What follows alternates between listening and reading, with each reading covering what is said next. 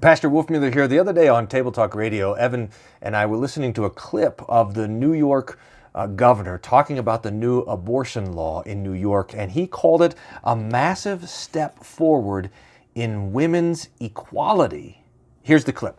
New York national precedent will be established, the most aggressive women's equality platform in the nation is going to be in law in this state.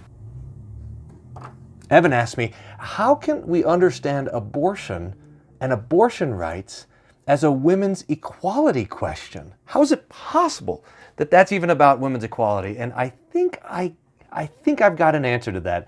Let me show you.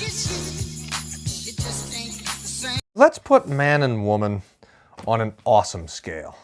This is the scale of awesomeness. And we know that men and women are, if we live in the real world, that men and women are different. When you look at what especially belongs to women, you see that women on the having babies scale are quite a bit more awesome than men.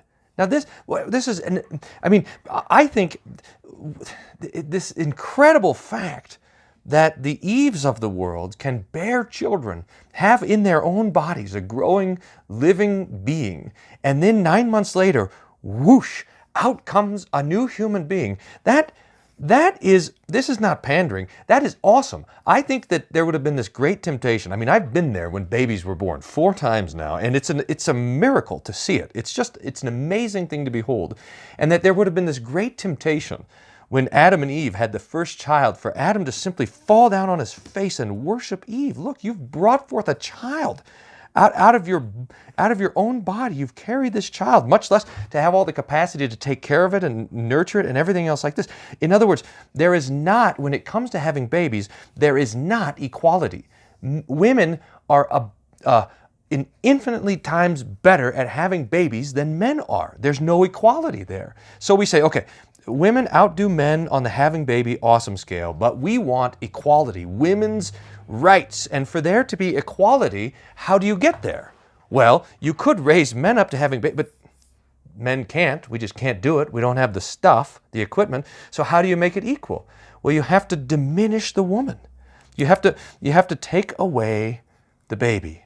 To make men and women equal, you have to, this is it, you have to remove the baby from the picture. And this is what abortion does.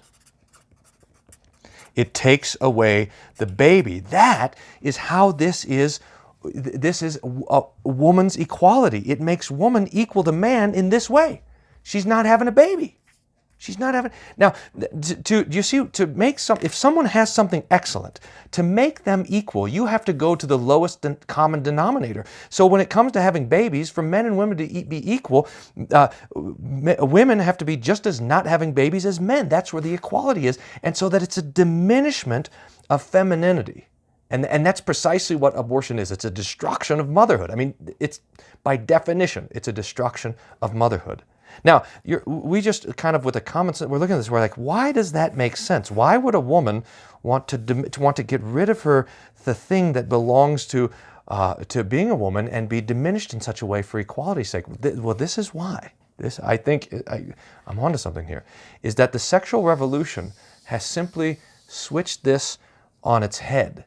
And it said that men have the advantage because they can go to the act of marriage and go and lie down with a woman and come away from that not pregnant, so that a woman needs to be able to go and lie down in the act of marriage and also not be pregnant, so that this great diminishment is understood as an exaltation. The sexual revolution has totally switched the scale of what is better, so that now men can have sex without consequence, so the woman has to be able to have sex without consequence, so that there would be an equality. This is why this makes, in some weird sort of way, it's why the whole thing makes sense. Now, if we were thinking rightly, if we had our heads on straight and we recognized this great high holy office of having children, what we would do is we'd say, well, we want to try to pursue equality this way by putting the man next to the woman so that they're sharing in that. And you know what that is called, dear friends? is marriage. That the man and the woman are joined together in caring for the great gift of life that comes through all of the Eves. And that is how men are able to share in the awesomeness of this phenomenal gift that the Lord gives to women, to the Eves, is that they can have children.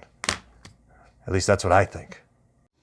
So it's time to embrace, I feel funny calling it this, but a true feminism.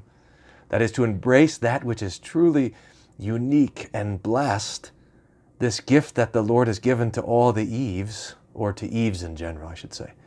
And that is this gift of having and bearing children. And it's time for the Adams to come alongside the Eves and to help and support that, to rejoice in the gift of life.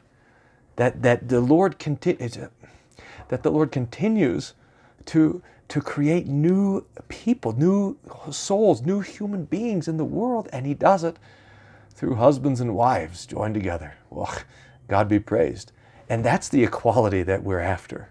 We don't want to diminish women to make them equal to men. We want to rejoice in the great gift that the Lord has given to women, and to raise men up to the task of supporting, defending, and extolling that great gift.